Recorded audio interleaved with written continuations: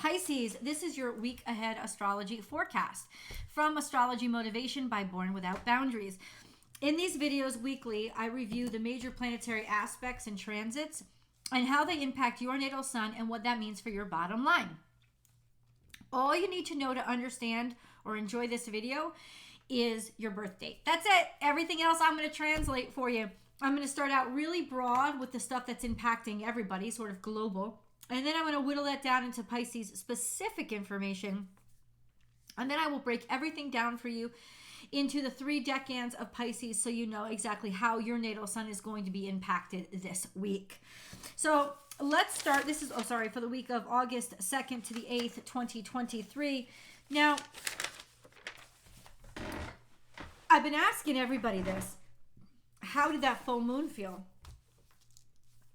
There was a full moon in Aquarius just yesterday, if you're watching this on the 2nd of August. So there was a full moon on August 1st. It's actually the first of 2 full moons we're going to have this week, this month, I think, later on in Virgo season, about the 30th or the 31st of August comes the second full moon, which you know is a blue moon. So this was our first full moon. So what are we full of when it comes to Aquarian energy? Now, it's a good question, right? Because Jupiter was square to this moon. So have we been full of it, or have we been full of a need or emotional need to do something, an outcry? All of those energies could really be moving you or really have moved you over this full moon. So let me know in the comments below how you experienced it. The big stuff that's happening this week is no major transits, but they're definitely major aspects. So let's get into them. Overall, this week we have very optimistic energy because we have a very active Venus retrograde and Jupiter. They're just aspected to a lot of other energies that are quite impactful, but overall those are 2 very benefic energies. So there's a level of optimism here, especially when it comes to changing our ways, changing who we are, changing what we value, and moving forward. There is this sense of we're changing. Or maybe not. It's not necessarily change as in take a right turn,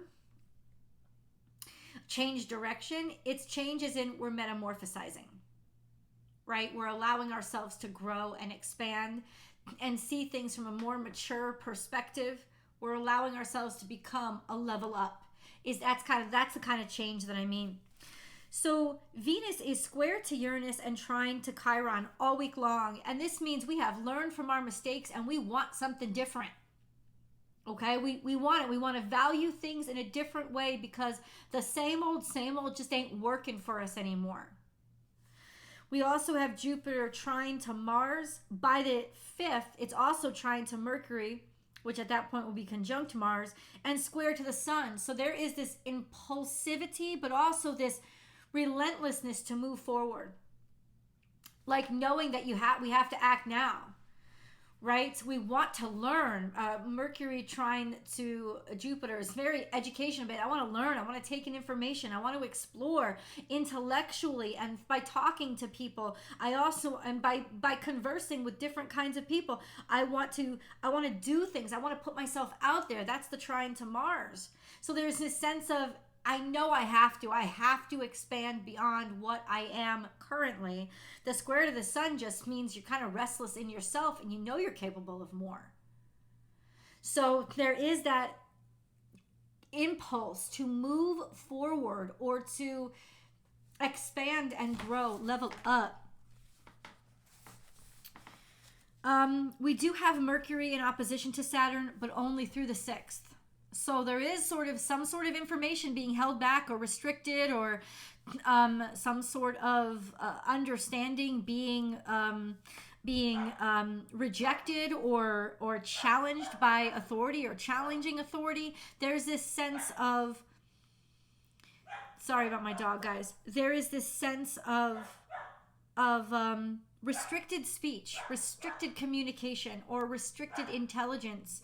And ultimately, there's something that sort of releases after the 6th so that Mercury and Mars are conjunct and no more tether to Saturn. That's pretty intense energy, because that also means that Mars will then become trine to Jupiter as well, eventually by the end of this week. There is total knowledge expansion coming that'll help us grow. I think we want it. And if you want one of these hats, guys, go to my website, www.bornwithoutboundariestarot.com. You can buy them there, all 12 zodiac signs. But this is Pisces, black or white. It's up to you. All right, so let's go on to Pisces specific energy. And for that, I look at your two ruling dignitaries, your traditional ruler, which is Jupiter, and then your modern ruler, which is Neptune. And I also look at, well, what's going on in Pisces, because you're going to be impacted by that. And these are long-term things that are in Pisces. They're long-term energies, that are in Pisces. So you're going to be impacted by this. Now, in the first decan, or the first 10 degrees of Pisces, we have Saturn at 5 degrees, and Saturn will stay at 5 degrees throughout this week. I'm not saying it's not moving, but it hasn't moved off that 5-degree point. It is in retrograde. And then we have Neptune, which is also, I believe, in retrograde, and it's at 27 degrees Pisces. So that is in the third decan of Pisces. So you have these completely and totally, I feel like almost there's like bipolarism here, because you have these two energies that are diametric opposites. Saturn is the real world, rules, laws, restrictions, measurements, quantifiable everything. And Neptune is the unquantifiable, the subjective, the mysterious, the surprise mystery, the imaginative, the creative, the nebulous, the unreal that exists, that is true, the truth, but not the reality, because reality is height, length, width, what you can measure with your 5 senses, what you can what you can measure with your 5 senses, what you can quantify. That's reality. But we all know, not just as spiritual people, but as human beings, there is something outside of reality that exists, because we all dream. We all have to. We have to dream in order to replenish ourselves every day. So that's how imperative it is to have the unreal aspect of ourselves. But now there's this huge gap. You know, we have Saturn conjuncting the first decan of Pisces and Neptune conjuncting the second. There is extreme energies, extreme difference in how Pisces are being impacted right now. So we'll get into that more when I break things down into the decans. But for overall, there is a sense of taking dreams seriously and figuring out how to make them work. Finding that balance or some sort of collaboration between reality and fantasy. Let's move on to our ruling dignitaries. So we have Jupiter this week, moving between 13 and 14 degrees Taurus. Jupiter is still going direct. Not for much longer, but it is still going direct right now. Jupiter is trine to Mars, trine to Mercury as of the 5th of this week. So just a couple days in. And then square to the sun. Jupiter is expanding everything. Expanding our consciousness, expanding our energy. There's this harmony that's happening with like opportunity and optimism that comes in our actions and our thoughts and what we think we're capable of this week. Wanting to grow outside of our conformity. And then we have Neptune. Neptune is, we just discussed it, 27 degrees Pisces. It is sextile to Pluto, which it will be for the next 13 years. And I'll tell you, every time Neptune has been sextile Pluto before, we have a huge technology, just it's explosion. It changes humanity. Right? Because that's Pluto, metamorphosis. And then we have Neptune, which is the nebulous, which is the fantasy, the imaginary. But it's clearly something, and especially now because Pluto is also trine to Uranus for an extended period of time. So ultimately, especially now, there is some major technological breakthrough or sophisticated mathematical breakthrough that will change reality. Yeah. That's what it means. Normally, in the past, it has been a technological breakthrough regarding nuclear energy. But, I mean, Neptune has never really been in Pisces before, has it? That's as nebulous as you can get. I mean, it's been in Pisces before, but not when it was sextile to Pluto the other 2 times. So this is as nebulous and creative as you can get. And then we have through the 6th of this week, so up to the end of this week, says a square, says a quadrate. I hate that word.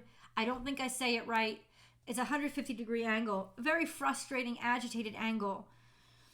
Oh, no. It's a says a,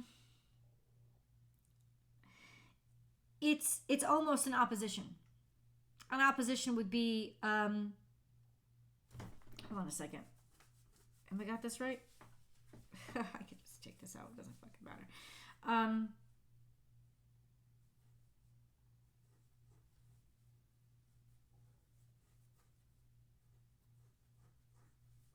It's almost 180 degrees. That's what it is. It's just right before a complete opposition. But it's after the trine and right before the opposition.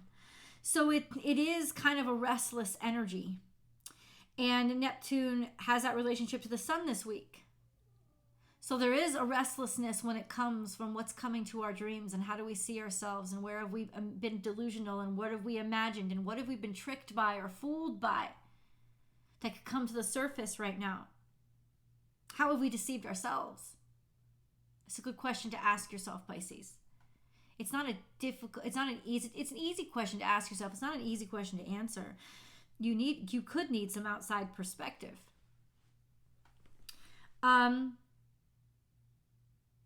Maybe you've deceived yourself by convincing yourself you can't do it.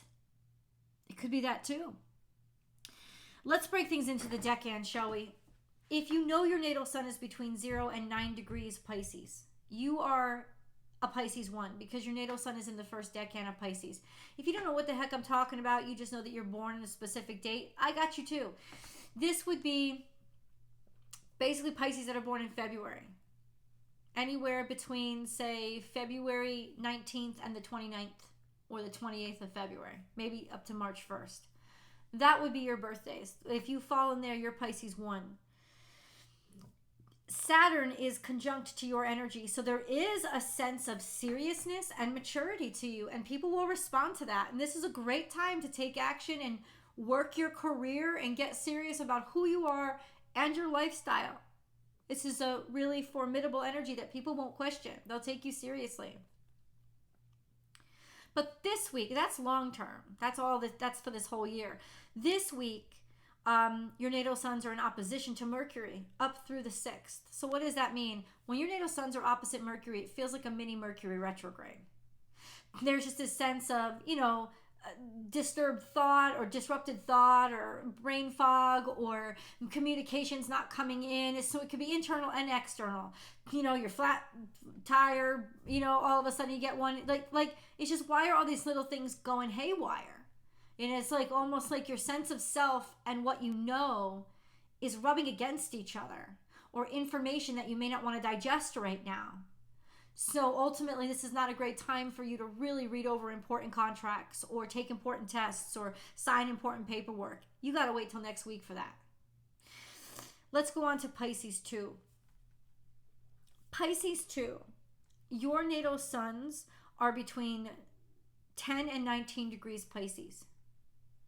If your birthdays are between, say, March 2nd and the 10th or March 11th, this would be you, Pisces 2. Your natal suns are sextile to Jupiter, so that is a blessing of all blessings. There's an level of optimism, and I can do this, and I've just sort of been like, I got the Midas touch right now. Enjoy this. Enjoy this. It's going to be there for the next couple of weeks. Enjoy it because it's a blessing. And definitely take action. Like try things, do things. Like I said, grow, expand. Anything that will make you expand and help you broaden your prospects. It's a great thing to do right now. You have a quincunx to the sun. That could mean compromised confidence, compromised courage, or a sense of just being uber egotistical and therefore butting heads with other big egos. So you might want to put a check in that this week, or try as much as you can to ground yourself and focus on patience. We have an opposition to Mars and an opposition to Mercury through the 5th or 6th.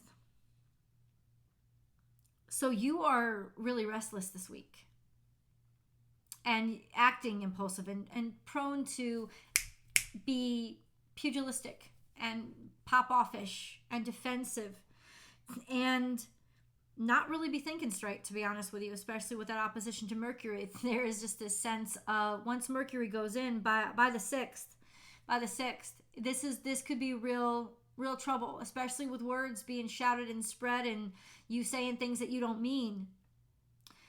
So find a way to interact that or counteract that with calming yourself and self-care and self-love. It's really important because especially while Mercury is in opposition along with Mars, you could just say things that you don't mean very easily. But they might scar deeper than you intend them to. Just an FYI, just so that you know. Pisces 3, if you know your natal sun is between 20 and 29 degrees Pisces, you are a Pisces 3. This correlates to birthdays between, say, the 12th and the 22nd of March. Your natal suns are conjunct to Neptune, so you're extremely dreamy and psychic. And if you have been going into the dream world, I mean, this is the time where you could learn to astral project. This is an extremely beautiful, expansive, but hard to wrangle energy. And the only way you can really, really connect to it is through faith.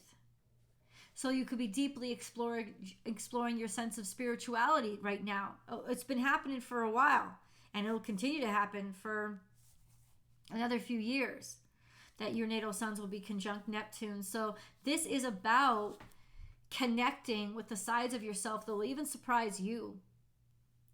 And then this week in particular, there's a long-term sextile to Uranus, which means you are out of the box right now. And this is that right there. I'm going to tell you this right now. That is Einstein level genius. So trust your thinking outside of the box because you are seeing things and privy to things that other people do not get.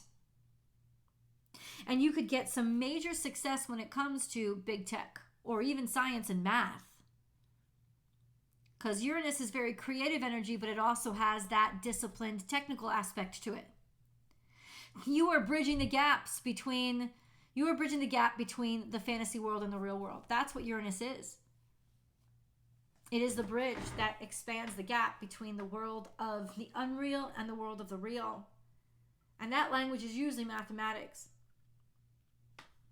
So I don't know if you're getting into all this stuff. What I'm saying is you have genius level wonderful mindset and energy about you, and you will embrace the odd, the weird, the strange, the unique, and your personal individuality and freedom, especially through your creativity. This is really totally liberation for you guys. But this week in particular, your natal suns are quincunx to Venus in retrograde, which means there could be some disruptions and disturbances when it comes to your intimate partnerships, relationships. Not the best week for you guys to date. You'll be frustrated a lot. You'll be frustrated with maybe even how you look or how you feel about how you look. Your level of attractiveness. Not a great time to make any dynamic changes to your aesthetic or your surroundings, ask the aesthetic of your surroundings either. Could also be some frustrating financial energy as well. So be aware and when Venus is in a frustrated position, she tends to try to overcompensate with spending more. So be especially close to the purse, right? That sense of not trying to overcompensate by spending too much. Retail therapy. Watch out for that this week. You let me know, Pisces, in the comments below. Please like this video and subscribe to the channel so you help us grow over here. And then come on over to Born Without Boundaries Tarot and enjoy your week ahead tarot card reading. I love you guys, and I'll see you in the videos. Bye.